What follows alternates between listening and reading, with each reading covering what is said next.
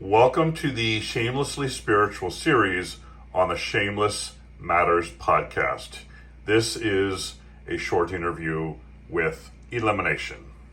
Hello all, my name is Ray Dalton. I'm here with the Shameless Matters podcast. I am here interviewing my friend Elimination. Hello everyone.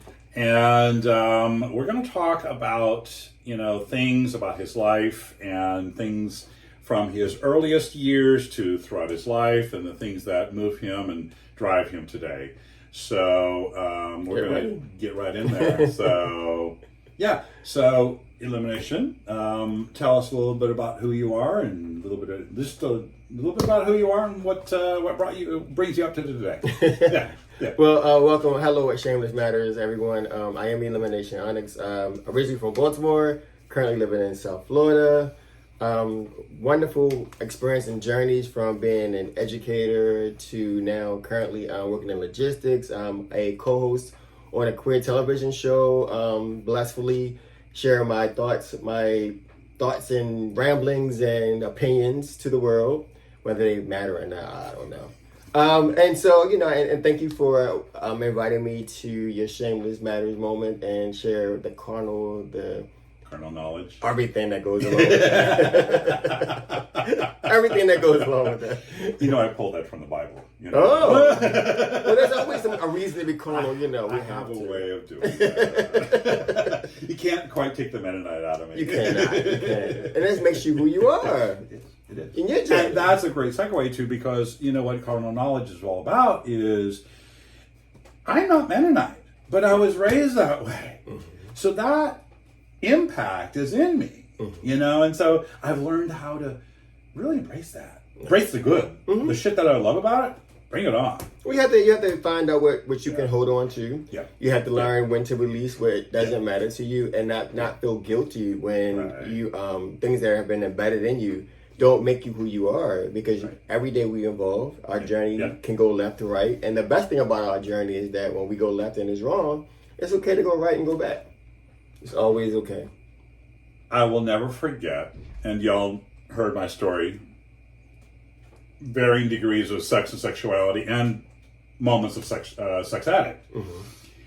And I remember in those rooms, the Sex Addicts Anonymous rooms, they said, remember, you can always stop and turn the car around. So it's funny, that you mentioned about the sex addict part, because I was a sex addict for a minute. Yeah. And it got to the point where I think for me, like you said, it got to that point where you're like, why the hell am I at this moment right now? Stop, turn the car, get back in and go home. And literally, I will never forget the first time I did that. Turn the car. I was like, no, this is the high that I'm looking for that nut is like, for what? Like, and is it even worth? And also I realized too, when I realized who it was that I was trying to get that nut from, or not get the nut from, but make them give me a nut, that it was like, I'm better off at home. And like, why you keep putting yourself in situations that you might be, that you're going to avoid tomorrow, or you want to avoid tomorrow, or don't want to talk about it publicly. But the point we're really making is the empowerment of knowing you have a choice and going, nope. I literally remember it felt so corny. Mm-hmm. No, I'm doing what they told me I can do. How corny is that? But anyhow. Until you get that power button and go reverse and drive. You're like, wait a minute, that's power in that reverse and drive. So bringing you back to what sparked that conversation, which was when in life, as public personas, we need to be able to go, hey, pause. I made a mistake. I was wrong there. Right. Hey, let me say that differently. Absolutely. You have to. I love when people say that. Well, you learn from your journey and learning that. Oh, I made a left. Before I go too far down this alleyway, let me stop, assess, and then make that right and say, you know what, I did not. That my intention was this. It came off like this. Let me clear it up, and because sometimes people have the best intentions, but their communication is wrong. And so, no one knows that until you take ownership. And that people are so quick to not take ownership, but instead of keep trying to make that left, defend, make that left, keep make that left, and all you're doing, but you're not. You're going in circles. So if you think about what a circle is, you're just making a left, over and over and over again, versus stopping, ownership, acceptability. Where I played in this part before it gets too far down the road, to be like, you know what, this is where my intentions were. And sometimes being honest, my intentions was to say this, but it came out like this, and then other people will say, you know what, that was your intentions. Right. Here's a better way of saying it, and then therefore that door became open by because you opened, you made that right. You reversed and you went drive. Yep. So you see why I've got him on here now? I thought it was for the look. That's my need. Dang. That too. So just to tell you a little bit, 2 minutes, 2 seconds on. Elimination came into my world, my consciousness, my sphere. What year was it that you were 2018. Ramrod? We actually met 2017 before, but we really began to connect in 2018. Right, we had met. But then it was when Chad Bush said to me, after you won the title, oh, here we go to mushroom. He's like, now that's someone worthy of the title. Oh, wow. You've never shared that with me. Wow. That's how you became. Chad Bush said, and he was very proud of who you were and the fact that you were part of his bar and representing the Ramrod bar. And I went, who? and so, wow, give me a moment to accept that, because that's nice, because you never said that. And and so, not to the world, no, we have talked about a lot of things. We've done partnerships or try to do partnerships. Right. When I was running for IMO, you openly said, hey, how can I support you? What can I do?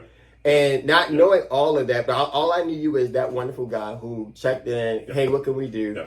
And so that's awesome. Wow. So me saying back then, I knew back then that I wanted to do a podcast. And you did. So finally, when I fucking got my podcast here. And we talked about this. I remember the thought idea of this happening back then.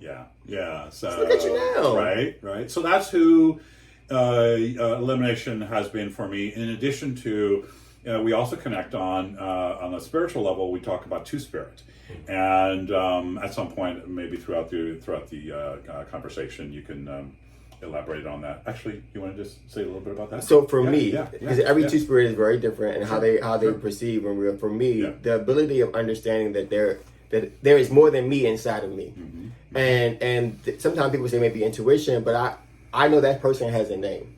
And how I know that person has a name, because the other spirit often takes over. So I'm okay with being gender fluid. I'm okay with representing myself or thinking in a different way than that masculine cis spirit that we all, quote unquote, are born with or given. I think that other spirit has allowed me to be a better human. I think that other spirit has allowed me to express myself.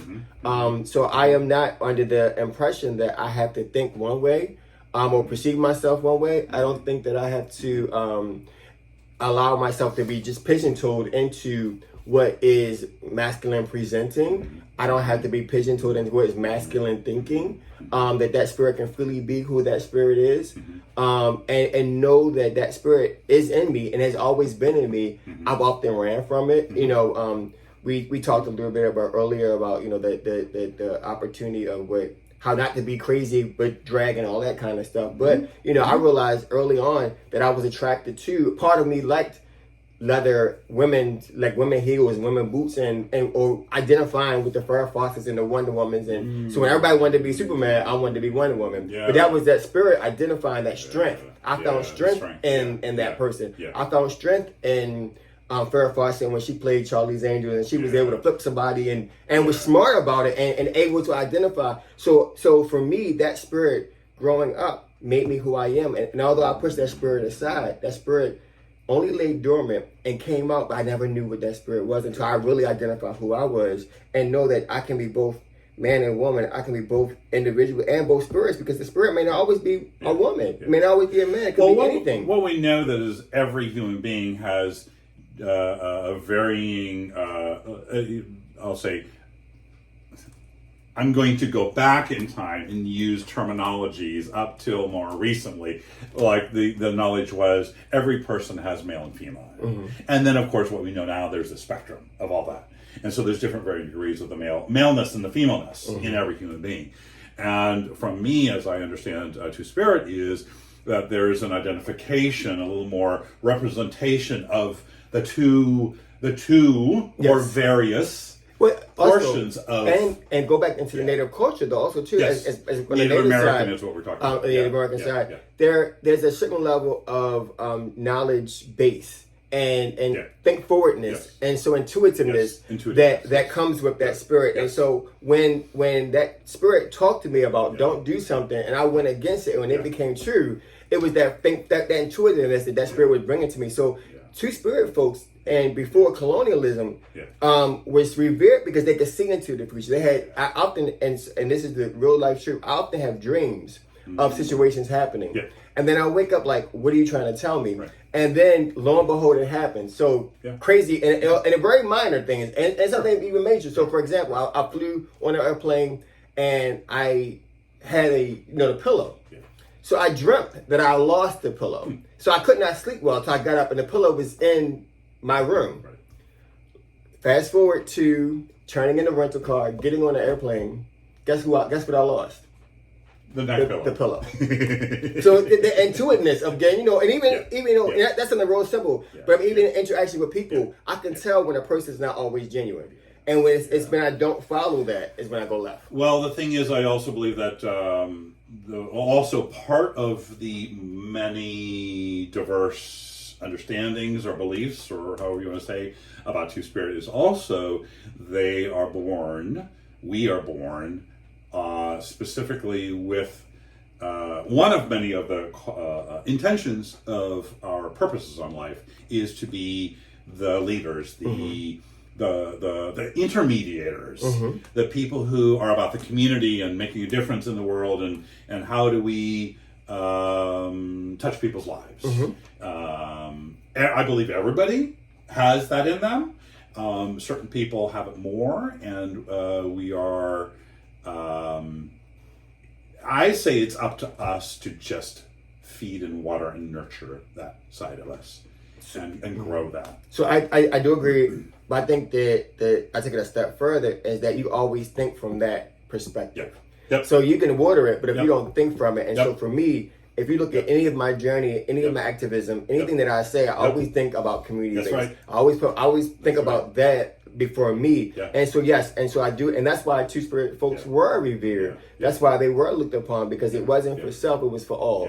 And put that forefront. And the beauty of that is that we also cognizant of the fact that if I don't take care of myself, then I can't actually be there for a community. So there's no separation of that. Right. So it includes us. That's why, and it took me years for me to include myself in the other. It wasn't too recently. I'm there to help people, and I forget that I'm there to help myself as well. It wasn't too recently. So, I just learned that. Just learned that. And I've been a person who took care of many family members. I watched many family members take their last breath, and to the point that I was like, enough is enough. If I don't do that, then who's gonna look after me when I have to walk that journey? Right. So absolutely. So that's power in the process. So. I'm so glad we talked about it, because that's one of the connections that Elimination I have always had in many ways, but specifically. You're listening to the Shamelessly Spiritual series on the Shameless Matters podcast. This has been a short interview with Elimination.